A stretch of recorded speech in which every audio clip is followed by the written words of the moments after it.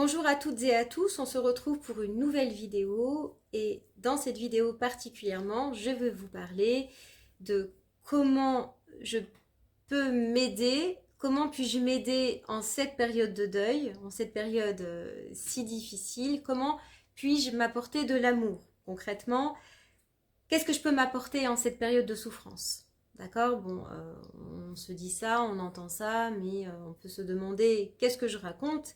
Évidemment, dans cette période si souffrante qu'est la période du processus de deuil, on vient de perdre l'être que nous aimons le plus au monde, que ce soit un parent, un conjoint, une conjointe, un enfant. On est dans la souffrance, dans la souffrance et on traverse une souffrance qui est tellement extrême, qui est tellement déchirante, qui est tellement bouleversante que l'on ne peut pas s'imaginer aller mieux ou en tout cas envisager un mieux-être. Alors évidemment, pas au tout début du processus de deuil, hein, c'est pour ça que je vous renvoie à mes précédentes vidéos où je vous parle expressément des différentes étapes du processus de deuil. Alors moi j'en évoque 4, la première étape, la deuxième étape, la troisième étape, puis la quatrième étape où il y a des éléments qui me semblent importants de comprendre pour envisager les autres vidéos quand je parle du deuil en général parce que systématiquement je vais vous renvoyer à ces différentes vidéos. Alors bien évidemment pour comprendre comment je peux m'apporter de l'amour, il est important de comprendre la souffrance, comment elle s'opère, comment elle s'organise, qu'est-ce qui fait que je vis ça, qu'est-ce qui fait que je traverse ça et quel est l'intérêt pour moi de rester dans cette souffrance ou pas. Alors, concernant donc la souffrance, alors je pense que très souvent, quand une personne perd un être cher, il y a un intérêt fondamental à rester dans cette souffrance parce que la souffrance pour les personnes endeuillées est intrinsèquement liée avec le lien. D'accord ? J'ai perdu, par exemple, ma petite sœur, donc j'ai perdu ma petite sœur, je souffre parce que j'ai perdu ma petite sœur. Je suis en lien avec elle parce que je t'ai perdu, parce que tu n'es plus là. La souffrance m'habite, me traverse, me transperce, me poignarde parce que tu n'es plus là. Ok ? Donc, la personne n'est plus là. Ma souffrance est intrinsèquement liée avec la perte de l'être cher. Je t'ai perdu, donc je souffre. Je souffre parce que je t'ai perdu. D'accord ? Et ça, c'est fondamental de le comprendre parce que on ne peut pas faire autrement qu'avec ce que nous sommes en train de vivre et de traverser. Et on pense fondamentalement que la souffrance est liée à la perte et elle est liée à la perte de toute façon. Ça, c'est le premier point. Le deuxième point, je reste dans cette souffrance ou en tout cas inconsciemment, d'accord ? Il y a un intérêt aussi fondamental à rester dans cette souffrance parce que je sollicite aussi de la bienveillance et de l'attention de la part de mon entourage, d'accord ? Je suis en train de traverser une souffrance extrême. J'ai perdu, encore une fois, la personne que j'aimais le plus au monde. Il n'est plus là, elle n'est plus là, je souffre. D'accord ? Je souffre de ce vide, je souffre de cette perte de lien, de cette perte de sens, de cette perte de repère. D'accord ? Donc, je souffre et du coup, je sollicite l'attention de mon entourage. Donc, parfois, la souffrance que je ressens, la souffrance que je traverse mois après mois, année après année, peut-être aussi lié, l'intérêt que j'ai à rester dans cette souffrance, peut être aussi lié à la sollicitation de l'entourage. Donc c'est le prendre avec des pincettes, hein. Je ne dis pas que je souffre, je suis en train de souffrir, je fais exprès de souffrir pour attirer davantage le regard vers moi.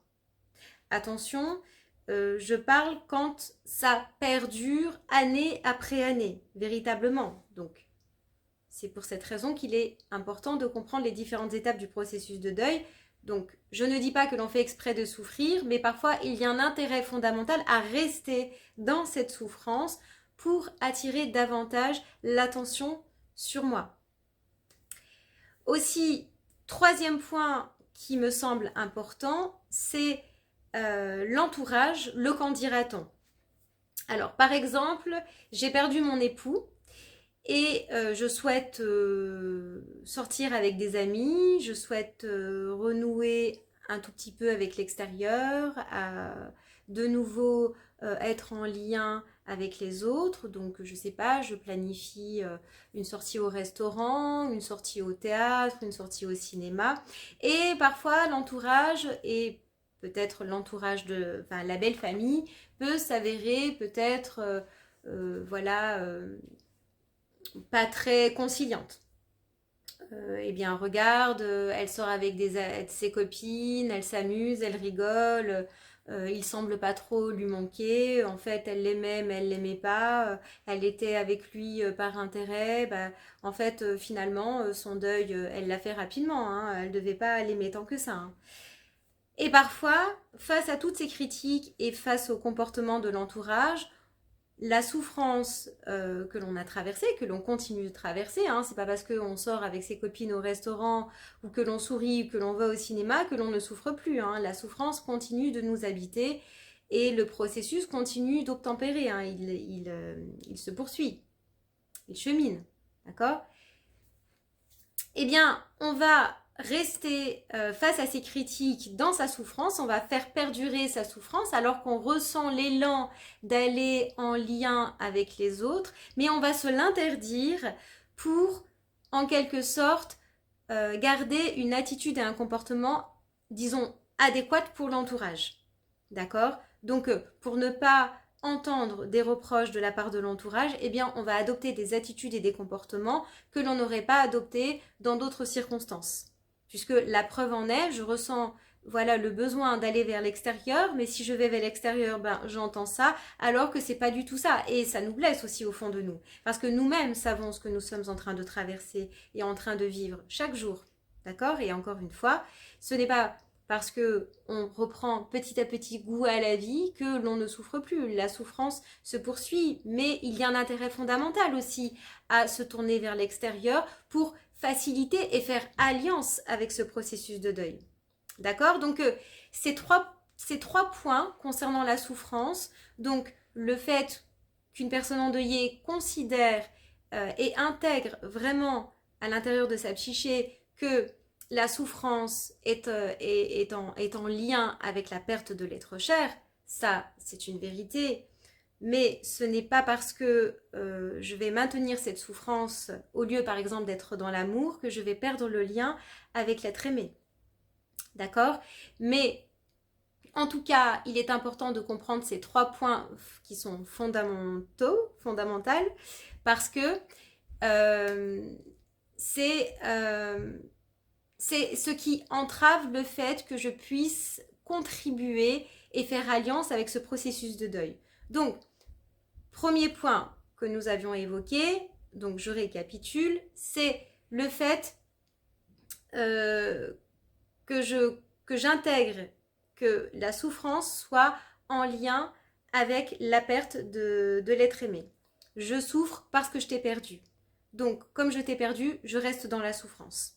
Le deuxième point, c'est je reste dans ma souffrance pour garder un lien avec l'entourage. D'accord? Si je continue à souffrir, l'entourage va continuer de me soutenir et de garder sa pleine attention à mon égard.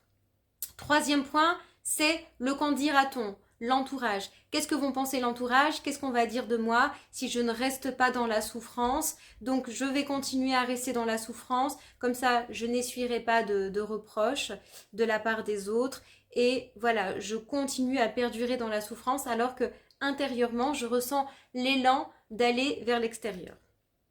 Ok? Alors que, évidemment, quand on redescend dans le cœur, quand on écoute le silence qu'il y a à l'intérieur de soi, quand on va aller chercher et contacter quelque chose de beaucoup plus subtil, de beaucoup plus profond, c'est ça qui va nous mettre en lien avec la personne disparue. Ce n'est pas, évidemment, et je pèse mes mots, en restant dans la souffrance, bien sûr que l'on souffre, bien sûr qu'on la traverse, bien sûr que ça oscille entre des périodes bien et des périodes moins bien. Et c'est normal, c'est tout à fait légitime. Mais par contre, plus je vais aller contacter, alors attention, encore une fois, j'insiste, ce n'est qu'à partir de la 4e étape, hein, pas au tout début, pas quand nous venons de perdre l'être aimé, l'être cher, évidemment. Mais les années s'écoulant, il y a un moment donné, donc 4e étape et après, et au-delà, je peux aller contacter quelque chose de beaucoup plus subtil, de beaucoup plus profond. Et c'est ces subtilités plus profondes qui va me mettre en lien avec la personne disparue. Et pour cela, je peux me rappeler des anecdotes, des échanges, des vacances, des expériences, je sais pas, tous ces liens qui nous tissaient avec l'être aimé, des petites anecdotes marrantes. Parce que en vérité, la personne que nous venons de perdre, elle aimerait pas nous savoir en pleurs, nous savoir tristes, nous savoir au fond du trou. La plupart du temps, quand on pose la question aux personnes qui ont perdu un être cher, ils disent tous que cette personne aimerait bien les savoir bien quotidiennement, heureux, épanouis, bien qu'on sache que la vie n'est pas un long fleuve tranquille, on le sait, la vie est faite de haut et de bas, d'accord? Tout est mouvement, tout est impermanence, ça bouge, ok? Et c'est cette danse avec la vie. Mais en tout cas, en période de deuil, il est important de considérer tout ça. Et quand on arrive à une certaine étape du processus, je pense qu'il est fondamental de saisir le sens de ce que ça signifie. Et pour garder ce lien qui est tant cher à notre cœur, ce lien avec l'être que nous venons de perdre, c'est par le biais de l'amour que nous pouvons le conserver, et non pas par le biais de la souffrance. Bien que j'entends parfaitement qu'à ce stade, qu'à différents stades, ça ne soit pas possible, et parfois il y a des personnes qui vont le rester toute leur vie, je l'entends et je le comprends. Mais à mon sens, pour garder ce lien proche avec l'être disparu, c'est par la connexion et par le souvenir d'anecdotes et de choses qui se sont passées antérieurement, qui vous ont touché, pour lesquelles vous avez été en lien l'un avec l'autre, des passages de votre vie qui vous ont marqué, un sourire en vous rappelant de cette personne, quelque chose qu'elle aurait dite, qu'elle aurait faite. Et c'est ce lien-là qui est important de conserver et de nourrir et de chérir et de cultiver un petit peu comme un petit rituel, ou peut-être en parlant devant la photo de l'être disparu, en se remémorant ou en se racontant certaines histoires drôles, et ce lien d'amour que vous continuez et que vous continuerez toute votre vie à entretenir. Ce lien n'est pas coupé, bien sûr, l'aspect, l'enveloppe charnelle, le physique de la personne n'est plus là, mais moi je reste persuadée que l'aisance même de la personne est toujours là et qu'elle vous accompagne. En tout cas, moi je suis persuadée que ma petite sœur m'accompagne.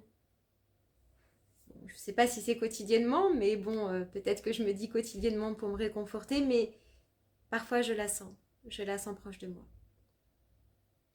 En tout cas, je vous souhaite bon courage si vous êtes en train de traverser une période difficile, qui est la période du processus de deuil, et je vous dis à très bientôt pour une prochaine vidéo.